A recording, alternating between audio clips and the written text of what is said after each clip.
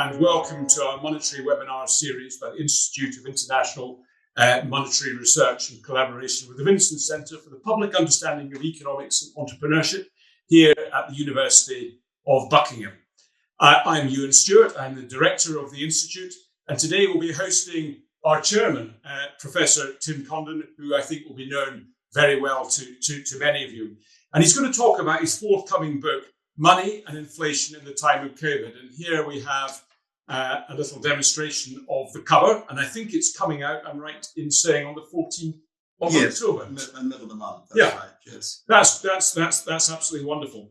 Now, I know that Tim is well known to many of you, but just as a reminder, I think he is one of the world's leading monetary analysts. He's advised the UK Conservative government between 1979 and 1997 on economic policy. And he served as one of the wise men on the Treasury panel between 92 and 97. His career started at a difficult time in the British economy. Tremendous time. Yeah, absolutely. In 1976, when the UK was in a state of crisis, and maybe there's some symmetry there, I don't know. But he founded Lombard Street Research in 1989. And then in 2005, he left Lombard Street to concentrate on writing. He's written a number of very significant books. He's written notably Central Banking in a Free Society, a collection of essays on Keynes and Keynesianism and monetarism, and Money in a Free Society. So we look forward to your new book, Tim, that's going to come out very, very shortly. So I thought we'd just have a little conversation about your forthcoming book, Tim, if that would be okay, before we take some Q&A. Can I just say on my career that I started working in 1973 on the Times, and that was just a couple of years before British inflation peaked at almost 27% in 1975. And it was almost relentless economic crisis. And I just also say on that front that I was very lucky to have that job. I was invited to go on the Times by Peter Jay. Okay. And Peter Jay sadly died just before I handed in the typescript for my book. And so the book is in fact dedicated to Peter Jay's memory.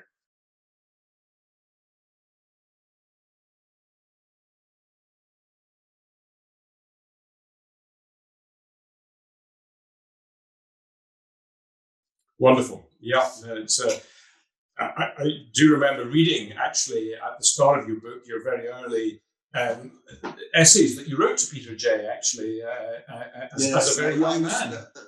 Nigel Lawson referred in the 1980s to teenage scribblers. I was then in my mid-30s, but I, in fact, was almost certainly the teenage scribbler because I've written to Peter Jay in the 1960s about some of his columns. Yeah. Well, that's absolutely fantastic. I think it's so important. I mean, I remember I was on the trading floor when I worked in the city once, and it was the time of the global financial crisis.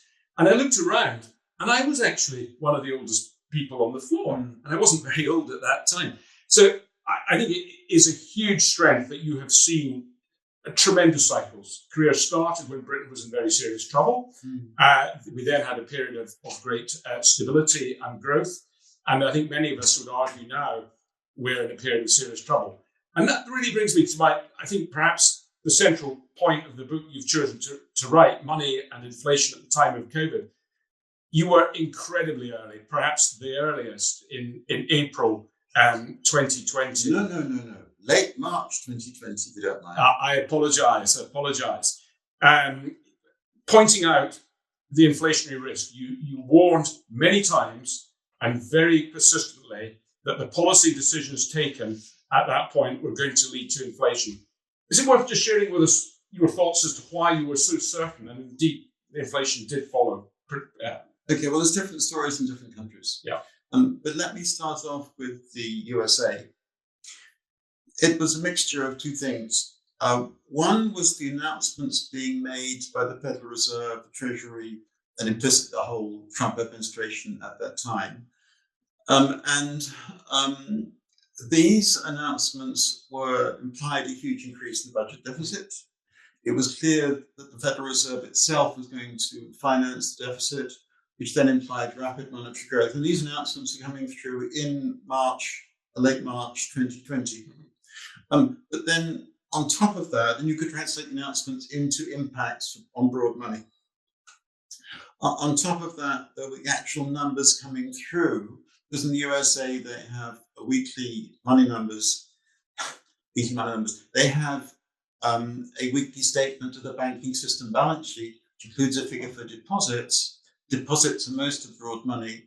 So, for example, I knew more or less by the end of April 2020 that the growth of money in the 1 month of April 2020 would be over 5%. In fact, it was over 7%.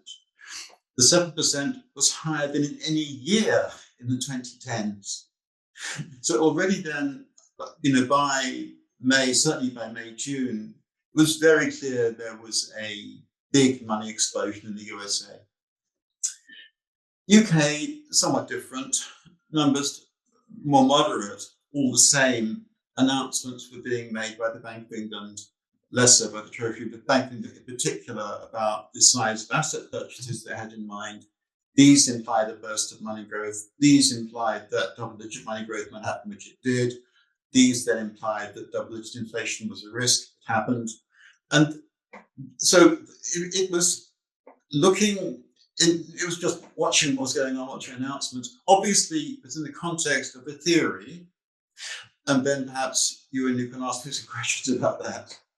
Yeah, no, sure. I mean, what I think is absolutely fascinating is that sitting in Buckingham, you were able to predict. Sitting in darkest Gloucestershire. Darkest Gloucestershire, so you see, basically, the weekly Fed statements, the HA press release, came out on Friday evening. So when I realized this was going on, I actually, my Friday evenings were rapt attention, just waiting until it's 9:30 to see what these numbers were. And it was, to me, as a monetary analyst, with some decades experience, X-rated, and it was horrifying. I mean, I couldn't believe it. But it's quite clear that I was practically alone doing this.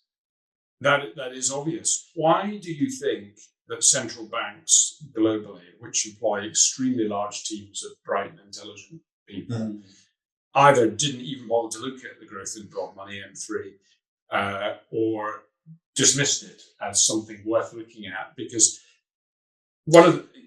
this is the crucial question.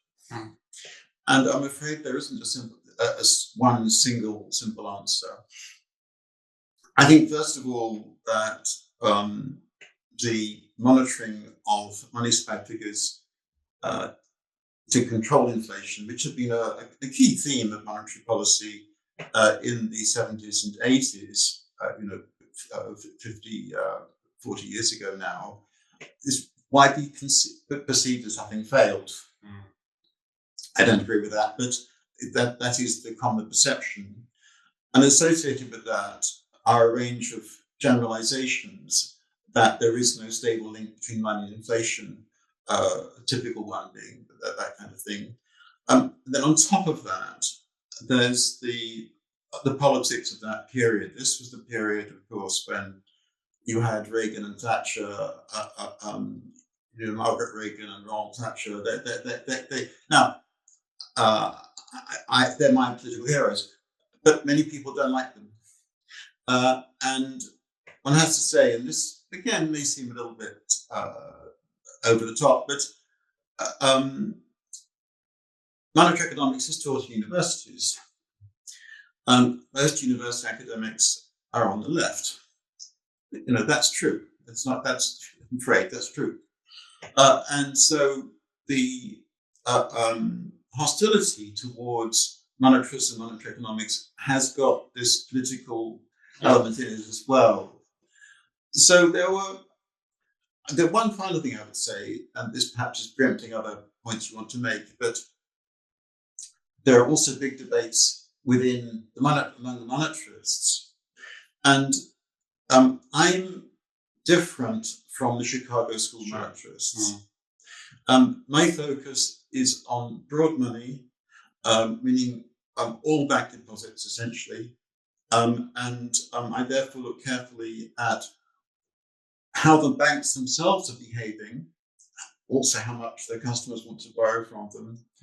So determining the growth of bank deposits is, to me, absolutely critical to understanding the economy, because I believe that in the medium and long runs, there's a very clear relationship between the growth of bank deposits, broad money, and the growth of normal GDP. And by the way, I know these subjects are controversial and the rest of it. Sorry, the evidence is absolutely overwhelming. Now, look, given that that's what I believe, I have had, I'm afraid, lots of squabbles with people who should be friends. And so that's part of the reason, I think, why, the whole subject has been... Anyway, as it happened, in spring and summer 2020, I wasn't entirely by myself. I did have some colleagues and well-wishers who were on my side, but we were in a very small minority. That's undoubtedly the case. I mean, if you look at the Fed in America, the Bank of England, the IMF, you look at Bailey, Blanchard, Krugman, Clarida, Powell, all of them believed at best inflation was not a problem. And in some cases, they thought it was actually going to be deflation. Just be clear about this. You see, in spring and summer of 2020, a very clear statement from people like Richard Clarida, who was the vice chair of the Federal Reserve, and also from Mrs. Novel at the European Central Bank, Isabel Schnabel, very prominent figure, a very prominent economist at the ECB. They were saying, without any qualification, that there are several years of, a few years of low inflation, falling prices, and their worry was that the deflation might become entrenched.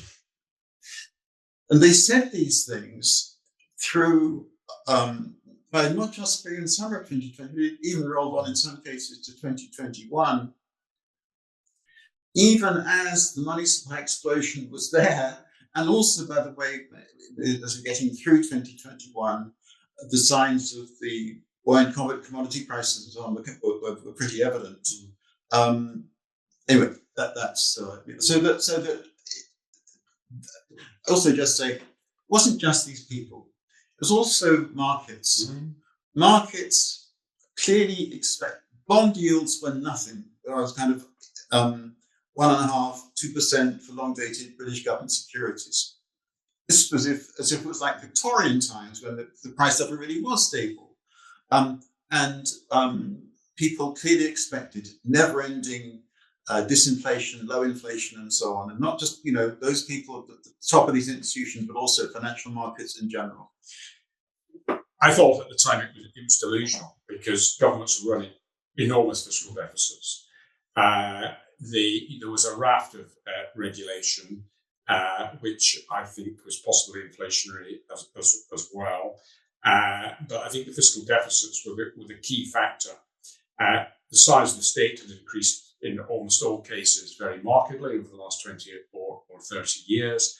And for markets to be discounting, which they clearly were, almost zero inflation when the long bond was yielding 1.5% to 2% was a heroic set of assumptions, which proved to be a complete fallacy. I want to ask you, though, that even if we had the central bankers in front of us today, some of them would still deny the link, and they would actually say the bout of inflation isn't that. It is down to the war in Ukraine, it's down to the commodity spike, and it's down to supply shortages as a result of lockdown and COVID. Is there any credence in their arguments, or do you think they've got a bit of a point? Well, can I just talk about February 2022? Yeah. In the UK, the increase in the consumer price index in the year to February 2022 was 6.7%. That was before any effect from the Ukraine war. Yeah. The annual rate of inflation had soared in the preceding 6 months from inflationary pressures that were not the result of Ukraine invasion, but certainly price increases, but also domestic inflation pressures. Yeah. So let's just be clear that as of February 22, inflation has soared already in a country like Britain, which was was significantly affected by the Ukraine invasion. Not the United States, much less affected, of course. So that's just one example. There's an awful lot to say, but in one sense, it is always true that you can explain the increase in prices by the increase in costs. It's an identity that the increase in national output is prices times output. It's also equal to national income, which is labour costs plus profits. And so you'll always be able to explain the price level by a cost analysis. In my view, this is analysis of symptoms, not of causes. And there's then a huge amount to say, but I might make one very quick point. Yes, the central banks, meaning the Fed, the Bank of England, European Central Bank, etc., and their economics teams have almost uniformly attributed the inflation of the 2020s to unpredictable, externally imposed cost pressures of this sort. Okay? They have said that they have not analysed the link between money and inflation. They have denied responsibility, denied that they should got to apologise and accept blame. Implicitly, they are saying that they can't control inflation. Let's be clear what they're doing, what they're then saying. Yeah. They should not be surprised if when they say things like this, populist politicians then say, okay, that's what you're good at this, we'll take the job away from you. You will end your independence. Central banks have got to start analysing the subject properly, meaning they must bring money to the story, money and monetary policy. I don't mean monetary policy defined by interest rates. I mean money, including the quantity of money. I can completely. Otherwise, their independence is indeed at stake. I completely agree. I think they've misunderstood why we've had a significant bout of inflation. I think one of the critical points that you made there was inflation was 6.7% before the Ukraine war. So it is a rewriting of history to suggest. Completely false. And I don't deny that when you want to explain the increase in prices, say to the end of the end of the second quarter 2022, you'll find that the increase in input costs was a big part of that. I don't dispute that when you do a cost accounting analysis. But that's exactly why just doing those cost accounting analyses is not the full story. And the fact that central banks are focusing on these, all their big research teams are explaining inflation in this way, shows you that there is a big problem. And as I say, these organizations must not be surprised when top businessmen say, look, you, the central bank, you can't control energy costs, you can't control food costs, you're not involved in all this, stop trying to kill us, end of our independence. They shouldn't be surprised if that happens. I think you made a very important point earlier that I'm with you on both Thatcher and Reagan, but many people, as you also said, are not with us on that. And I think there's a large element of politics, and I think unfortunately there's a fashion. So in your career, we've seen monetarism in its various guises being front and central of macroeconomic analysis for central banks, and certainly in the early Thatcher period, to being virtually ignored now or downplayed very, very greatly. Do you think actually that what we've seen in the last 2 or 3 years, which is an extraordinary demonstration of the link between the money supply and inflation, the penny must surely drop, and I think I don't see your listeners. Can I just say it should do, but I wouldn't assume that. I think it's quite important also for people who are attending this webinar to be aware that not only we had the money explosion in spring and summer of 2020, we then had this plunge in money growth from spring of 2022. Timing of that plunge varied a bit between the USA, the UK, and the Eurozone, but all three of them had it. And I then said, May 2022, given what's going on, it's possible that by the end of Biden's presidential term, inflation will be back to target. Yeah. That is the power of this analytical approach. do you think the central banks are listening to me? No, they're not. I mean, I do have people who listen to me at the Bank of England, but they're a minority. The members of the Monetary Policy Committee are not interested. In the USA, I have hardly a serious audience at all. I have some friends in Germany, I have some friends in one or two other countries in Europe. Oh, it's just a terrible battle. And I mean, frankly, we are here in the Buckingham in a, this isn't the LSE, this isn't Oxford, this isn't Cambridge. It's just been a long, been a battle all through my career, frankly. Well, many things right, may I say. Yeah. Well, I mean, one of the most powerful charts I think that you have shown is the link between broad money between 1917, I think it is, and maybe 1918 in America. Yes. To the current day. And yes, there's 18 months, 2-year lag, but the lag between the growth in broad money and nominal GDP and ultimately CPI is very close. Yes. This, in a way, was the lesson of Friedman and Schwartz's 1963 book, Monetary History of the USA, which went back to the American Civil War and then ended in 1960. And of course, since 1960, we have another 65 years of data and experience. Well, the message is still the same, that there is relationship between the growth of money and growth of nominal GDP. And I think just two very quick points here. One is what Friedman and Schwartz highlighted was the instability of money growth in the USA in the interwar period, and particularly, of course, the plunge in money in 1929 to 33 as the cause of the Great Depression in the USA. Of course, very cataclysmic event for capitalism in a way, but yeah. And then more stable post-war. And if you look at my chart in the book, in fact, the money growth has been much more stable, typically, in post-Second World War USA. Yeah. And so is the economy. But then there are some exceptions. One exception, by the way, is the rather strong growth of money in 2007, 2008. Then a collapse. That's the little boom that before the great financial crisis, So again, you get this extreme instability of money. Then another one, of course, is what happened in 2020, 21, 22, 23. So these episodes of instability in the recent past reinforce the message that Friedman and Schwartz gave. As I say, do these central bankers, do these central bank economists pay any attention to this stuff? No, they don't. And that is how bad they are.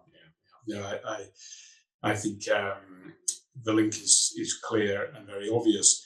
You talked about Friedman's great book. I think it's probably fair to say that your version of monetarism is slightly different from Friedman's. And it's not slightly different, it's very different. Yeah, and you talk about this in detail in your book, and I think that's a very powerful chapter. Is it worth, just for the listeners, going through what the differences are? I mean, these debates are very technical, but they turn out to be quite important. Friedman and Schwartz always said that the quantity of money is an multiple of the base, meaning the monetary base, which is the liabilities of the central bank. They said this because this then meant the central bank was responsible for control of money. Now, I don't believe that there's a mechanical link between the monetary base and broad money, all deposits basically, which is what I look at. And that's the first point. The second point is that although Friedman and Schwartz, not in any sense representative, by the way, of monetary tradition, but they themselves preferred broad money to narrow money. With me, that emphasis on broad money is much more emphatic. I don't look at M1. I did have an exchange with Friedman where I told him this, and I just said I never look at M1 to make an analysis of the economy. And I think he may have been a bit surprised by how emphatic I was, but I was very emphatic. And then I think the final point to say is that I'm interested in the banking system because, of course, the banks have got capital, they are trying to make profits, and you can't understand their behavior without thinking about the motivation of managements to make a profit for shareholders. And this element in the story isn't entirely absent from Friedman and Schwartz, but it's not very obvious. Yeah. Okay. Yeah. So M3 is your principal tool. Yeah. May I just say that, like many tools, it's not perfect, and there are debates not just the definition of money as a whole, but even the definition of fraud money. Nevertheless, the basic framework, I think, is pretty clear, and basically it works. Yeah, no, excellent. I just wanted to ask you, though, that a large expansion in the money supply in 2020, leading to inflation. 12 or 13 years before that was the global financial crisis. Yeah. Central banks adopted a similar policy of quantitative easing on a very large scale.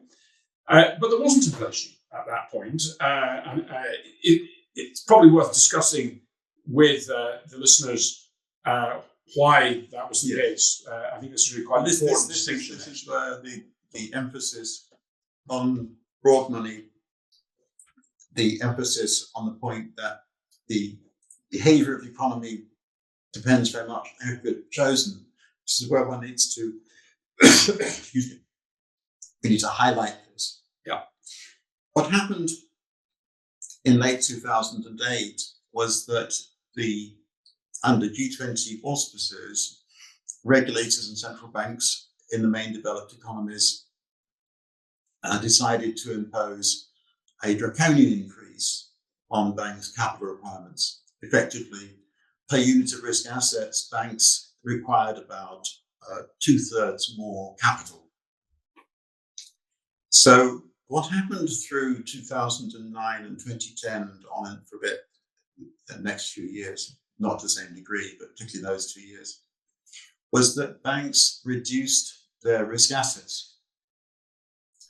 They did that partly by selling securities, partly by not growing their loan books, even letting their loan books run off. Now, when I repay a loan, I have some money in my bank deposit, and I use that deposit to pay back the loan. The deposit disappears and the loan disappears. The deposit was money. So this process actually caused the quantity of money to fall. Yeah. And this huge jump in banks' capital requirements of about 2/3 of unit risk assets was an extreme deflationary shock at just the wrong time. Now, in saying that, I end up saying something very controversial. I'm sorry, I'm right. But that was why the great financial crisis intensified and became the Great Recession. It was essential to offset this deflationary shock by an increase in broad money, where the state bought assets, government securities, often non-bank private sector to increase their deposits, and that's what they did in USA, UK, not so much in Europe, but so then things quietened down and so on. Yeah. But the effect of the increase in capital requirements was to reduce broad money sharply. We recreated the background to the US 2933. Yeah. Of which Bernanke was a student. The effect of the QE was to offset that in terms of deposits, so that deposits stabilized or grew very slowly in the early 2010s. Broad money grew very slowly in the early 2010s. Base money and narrow money increased very sharply. Interest rates collapsed. That then meant you had less reason to hold interest-bearing money, so you held more money in M1. M1 soared. Monetary base grew even more exposedly because of the effect of central banks' purchases of assets. The monetary base and M1 gave very bad readings of what was going to happen to the economy. Broad money again worked. Yeah. Broad money gave you the growth rates of money were the slowest, since say the 1950s, and so you had no inflation. Not like 2020. You see, there's nothing like that deflationary shock from the increase in capital requirements in 2020. I mean, sure enough, there were worries that the banks might have bad loans because of COVID. And to some extent, that might excuse what the central banks did. In practice, that wasn't what happened. In practice, there was very rapid growth of broad money. In the US case, in fact, the increase in broad money was the fastest since 1943. And so this contrast between the lack of inflation after the great financial crisis and the inflation after the COVID money explosion demonstrates the importance of looking at the correct measure of money, which is always broad money when you're doing, as I say, macroeconomic analysis, diagnosis, and prescription. I think that's a really clear and critical point, actually. So just to paraphrase that, you're effectively saying that the QE in 2008 and 9 replaced the banking credit largely that collapsed. Yes, I mean, and I think if our listeners take away one important point, this is it. One of the most important. One of the things that I emphasize is different from Friedman. Friedman and Schwartz, money is a multiple of the base. Yeah. I think money should be seen as the asset side of the bank's balance sheet, equal liabilities side. Yeah. So analysing the growth of the deposit liabilities, I look at the credit counterparts. So I'm much more interested in what I call the credit counterparts to money than the monetary base arithmetic. And what happened in the period kind of 2008 to say 2013 was that the stock of banks' loans to the private sector contracted in the USA, the UK, and elsewhere. But their claims on the state government securities are increased quite sharply. In what happened, say, 2009 to 2014, to 2019 to 2024, was that loan books rose a bit. Yeah. Not very much, but they rose a bit. But again, you had this huge surge in holdings of government securities and cash reserves. That's what taking assets out of the balance sheet, rapid growth of money, inflation. Good. Well, the questions are actually coming in thick and fast. But just before we come to some excellent questions that have come in, I just wanted to ask you about today. UK CPI is 3.8%, and it's been fairly stubborn. It's the highest in the G8. Money growth is not that rapid in the UK at the moment. Where do you think it's going? What's the outlook for inflation? Are you concerned? I'm fairly sanguine about UK inflation from here, given the current situation. It's nice to have the extremely clear signal. And that was the beauty of what was going on in the spring and summer of 2020. Yeah.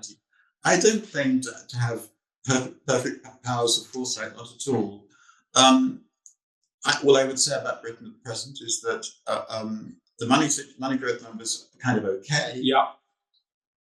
But we must really worry very much, I think, about the damage to the supply side being done by too much regulation with the growth of the state. And we do have some dynamic industries. There is, because of that, some trend growth in the economy.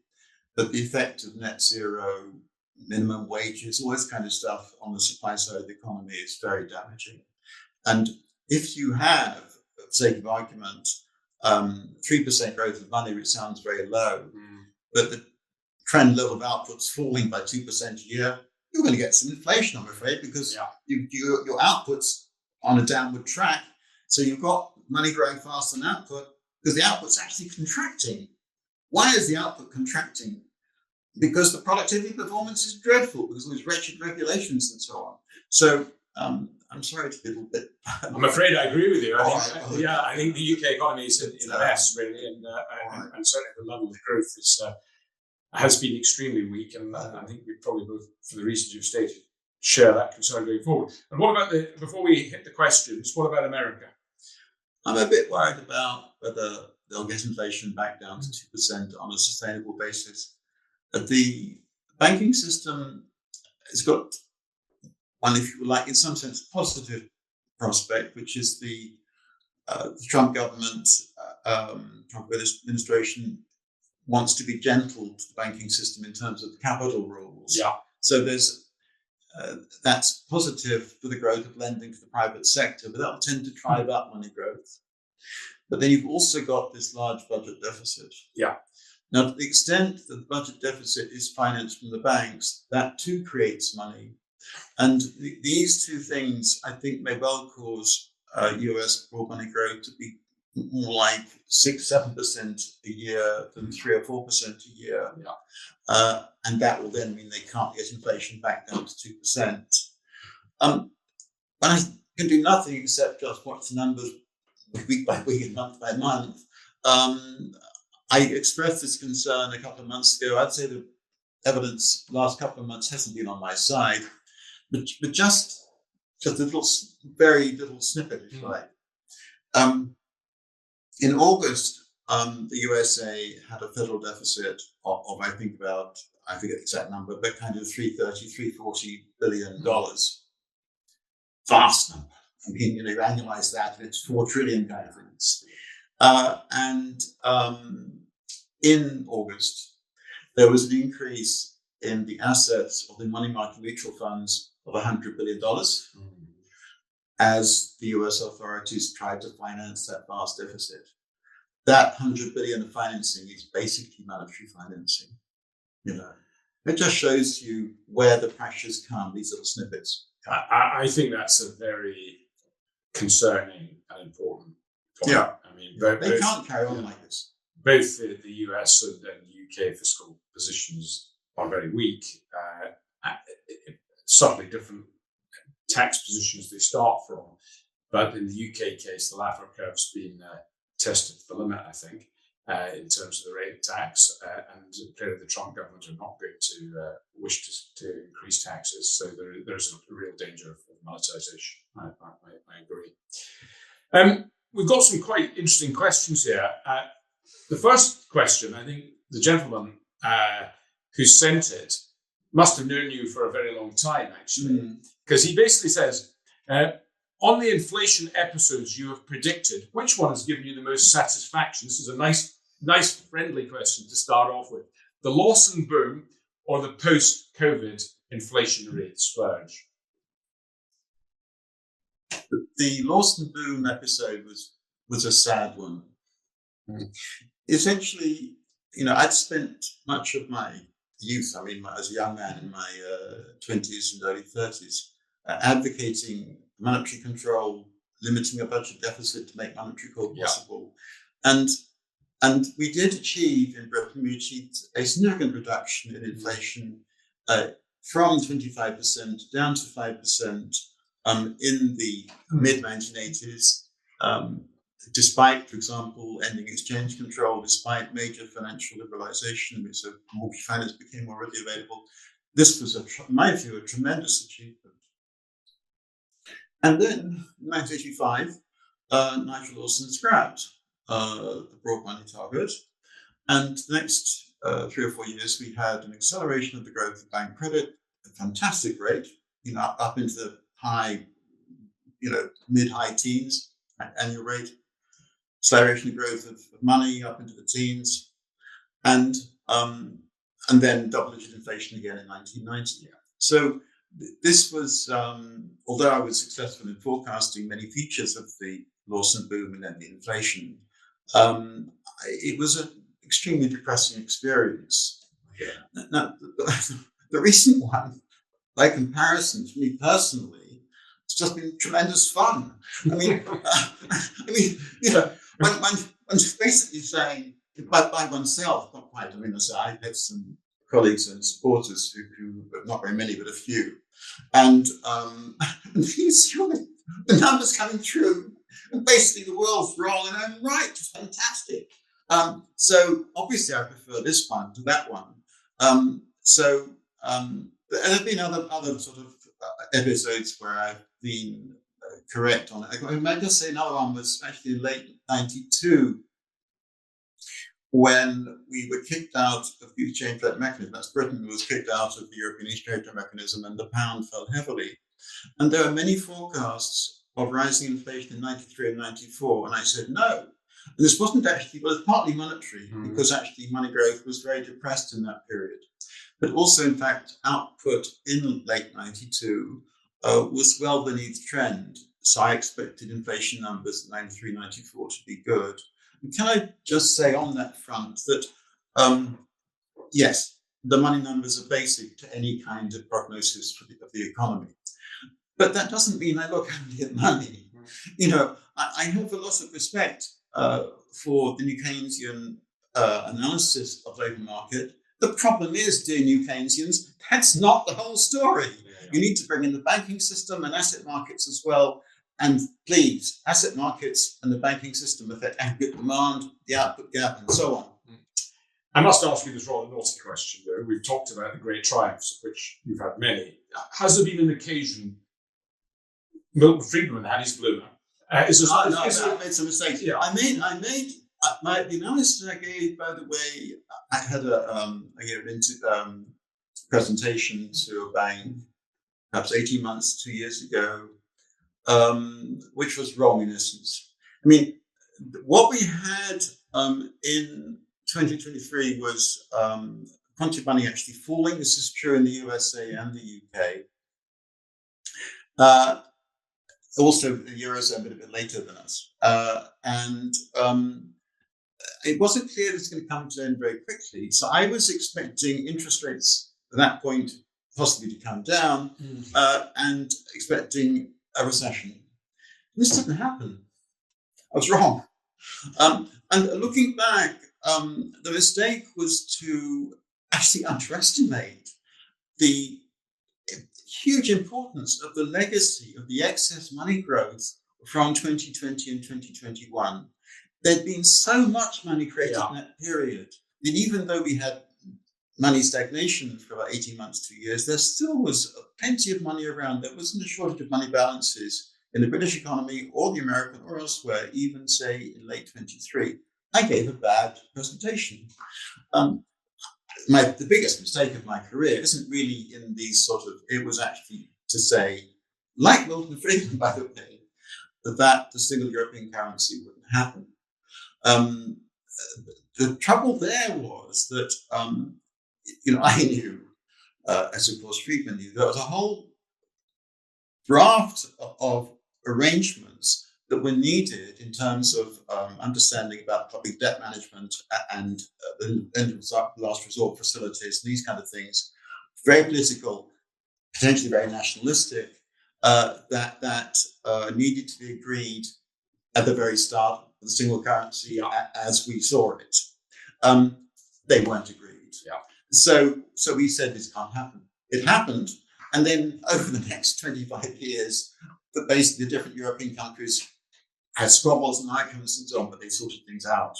So the single currency is still there. Okay, that's something we might come back to. But there's another quite interesting question. It's more of a statement, but I'll be interested in your thoughts on this. I'll just read it to you. The ECB has just held a conference in inflation dynamics in conjunction with the Cleveland Fed. The Bank of England speaker discussed UK inflation issues, and he mentioned he basically didn't discuss monetary issues at all in the context of these inflation issues, which is sort of touching on what you were talking about earlier. He says, like you, Tim, the Bank of England and us will simply take an ostrich approach to the link between money and inflation. So his question is a statement, really, but I don't know if you've got any comments. The kind of indifference, the neglect of money that we've seen at the Bank of England is representative of central banks as a whole. In the book, in chapter 9 of the book, I referred to a model of inflation by Blanchard and Bernanke. It's a joint model prepared by both of them, in which prices are set by wages, and wages are influenced by price expectations, inflation expectations. And this little model has been blessed by the central bank fraternity. Now, this little model determines inflation in this way, and a few equations, looks very impressive. It's got these names of Bernanke and Blanchard. Look, that model is exactly what's wrong with this subject.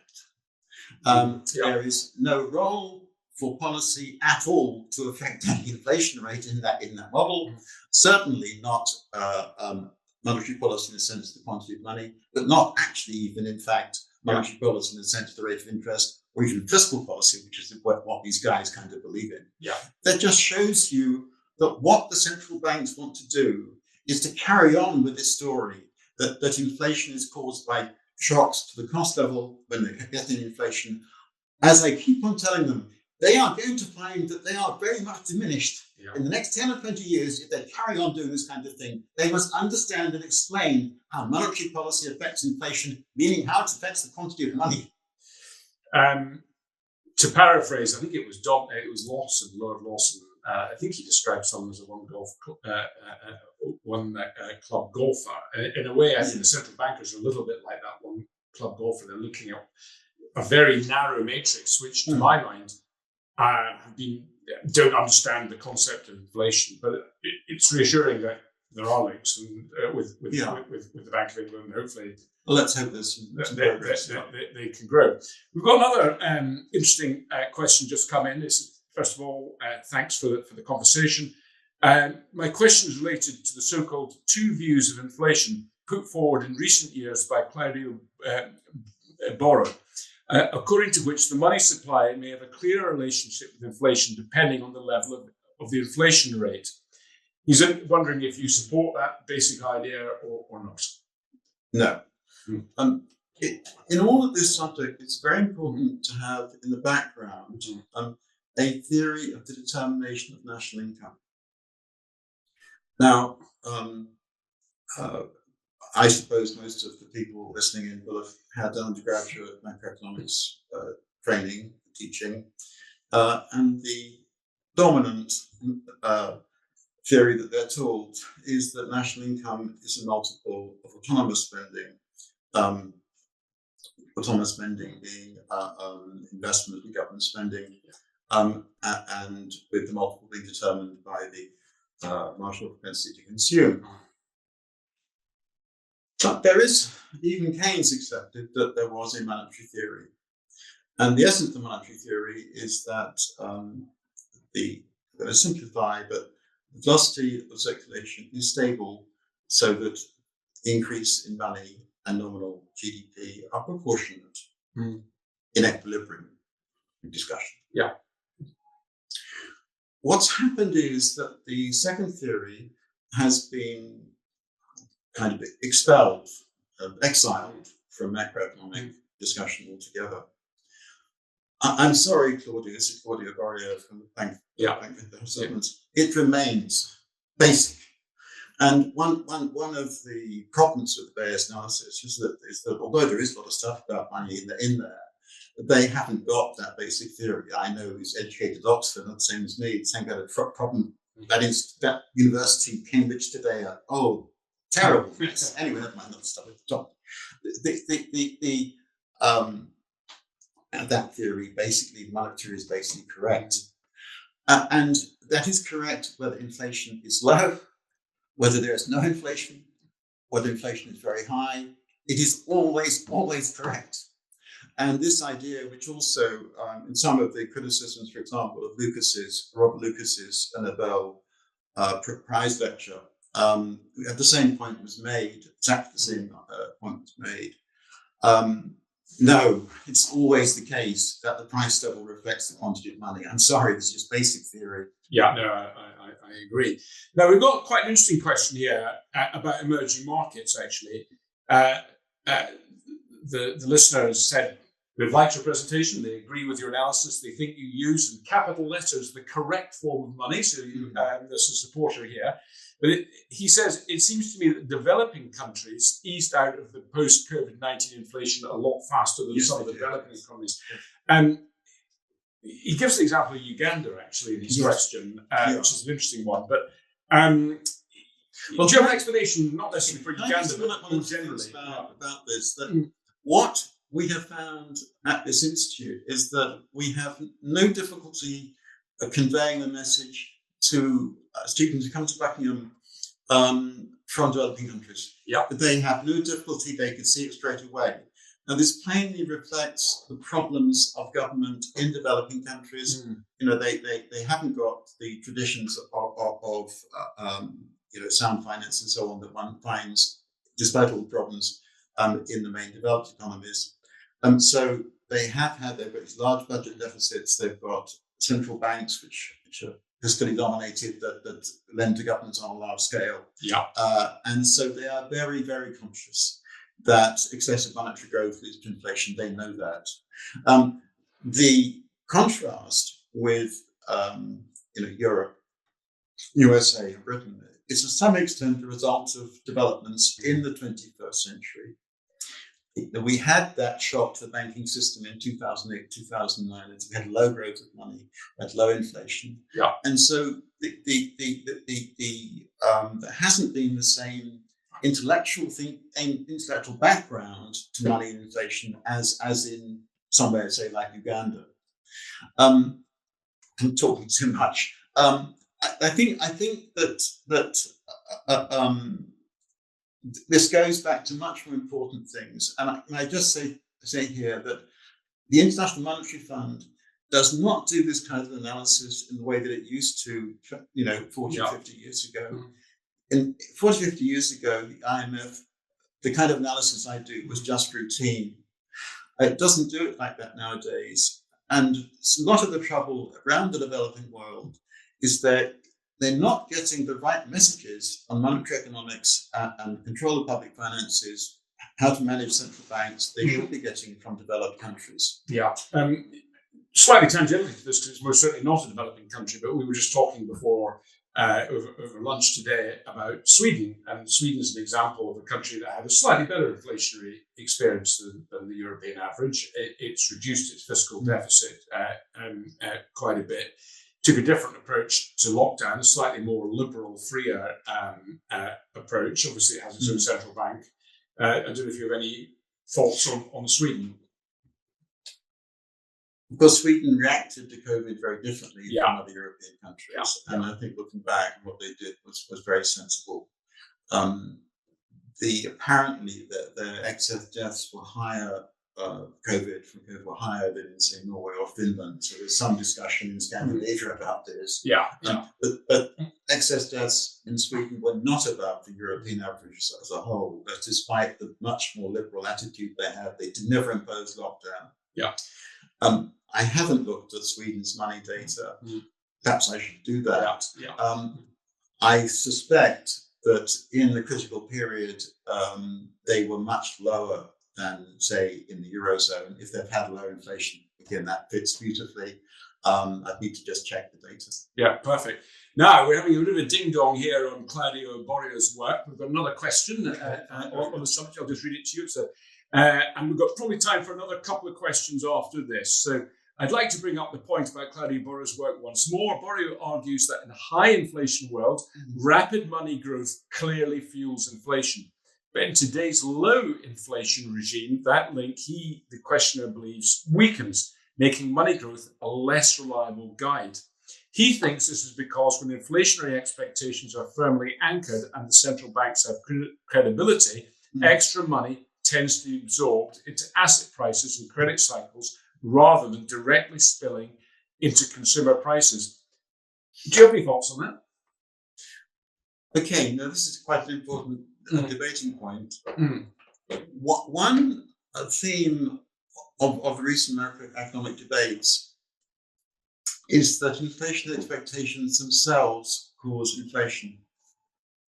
Okay. Yeah. This is very important. It's one of the things, for example, in Michael Woodford's book, Interest and Prices. I'm not a fan of that book, by the way, but now let me just give you just this thought. Suppose you live in a society where inflation is very stable. So, it's 2 or 3% a year, and it's like that for, say, a decade. If you are living in a society, what inflation rate will you expect? You'll expect inflation of 2 or 3% a year, 2.5% in the middle. So when you do a regression of inflation and inflation expectations, what answer do you get? It's a beauty. It's a beauty. Does this mean that in that society, when you shock inflation by, say, 3 or 4%, not very much, that inflation, so instead of being, say, 2 or 3% a year, it's 6 or 7% a year, that inflation is unaffected? That's what Claudio Borrow is claiming. That's what the questioner is claiming. I suggest that we get data out and check.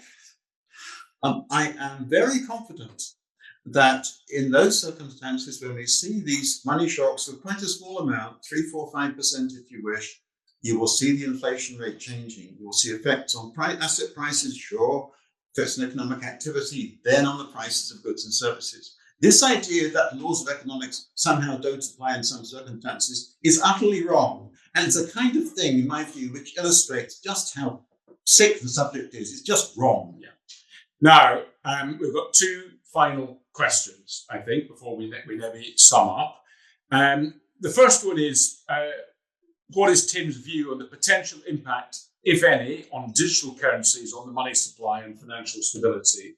I'm not sure if the question is talking about crypto or whether they're talking about possibly central bank digital currencies, but it might be worth taking the question in the round. What are your thoughts there? Okay. I think that Kenneth Rogoff has done a major public service in his last 2 books by explaining what crypto is really all about. The first book was Curse of Cash, explaining how cash facilitates tax evasion and the informal economy, even the criminal economy. And the other one is Our Dollar, Your Problem, a more recent book, where chapter 18 is on cryptocurrencies. It's very clear that cryptocurrencies do have a serious function for the criminal economy, enabling changes of ownership and so on through using Bitcoin and the rest of it. That they have uses for facilitating money laundering, tax evasion, and so on. And all this discussion of crypto must be in the context of that rather smutty background, frankly. Yeah. So let's just, when we talk about crypto in future, please remember that. Look, I've never understood this notion of central bank digital currency. I remember asking a banker about 4 or 5 years ago, what's meant by this phrase? If I can add any meaning to it, it's that there's going to be some application of new technologies to how people approach settlement systems. It isn't meant that there's going to be some new digital pound or dollar or euro or something. That's not intended. One possible apparent meaning is that at the moment there are settlement systems to which the banks belong. The settlement systems could embrace large companies. They could, in theory, embrace everyone. So, we don't ask a bank to make payments on our behalf. We actually do it ourselves with the settlement system. That then means, if you don't mind, that we all have an account at the Bank of England. Does the Bank of England want to do this? Is it capable of doing it in terms of the number of people involved? Let's just be clear, as I said, there are things like money laundering.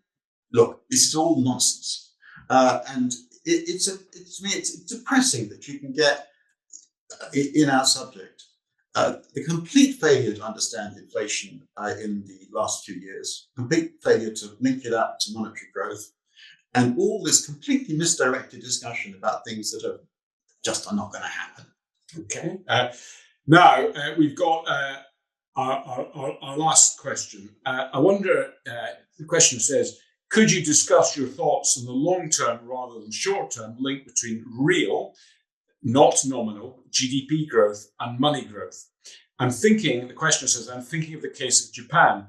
An argument can be made that the stagnant real performance is linked to the anemic monetary growth of the lost decades, which persists to the present day. Is there a link between broad money growth and real growth in the long term? If so, what is the nature of that link? It's a difficult question, but what it's about, it seems to me, and I may have misunderstood the question, is there a relationship between the growth of banking systems and real economic growth? And the answer is there certainly is. Yeah. I happened to be rereading Wealth of Nations, Wealth of Nations just a week or two back. And there's a wonderful chapter which includes a discussion of Scottish banking in the 18th century. In Glasgow, they had a boom in banking in the 1750s and 1760s. And apparently, the conjecture at the time was that Glasgow's local product had quadrupled as banking came along. Smith didn't say whether that was right or wrong, and that is an example of this pattern of, you have a very backward economy. People don't trade; they produce their own food.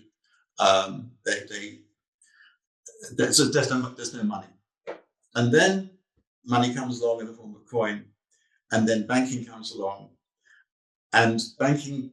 This is a consistent pattern in economic growth. The banking industry grows faster than the economy as a whole for many years, as it's becoming more interdependent, as markets. Trade is growing relative to output, and tends much more marketed and traded, and also as financial assets become more and more important relative to goods and services. So yes, there is a relationship, and where this comes through in my work, by the way, and something not I did got it from Friedman, is that broad money typically grows about 1% a year more than nominal GDP. That will end eventually, but it still is true at the moment. Yeah. Well, I think that's a really positive place to leave it. I think this has been a really fascinating discussion, and as I say, your book comes out. It's terribly expensive, by the way, but it is worth buying. Reassuringly expensive, I think, is the expression. But I've read it, and I think it is a very important work.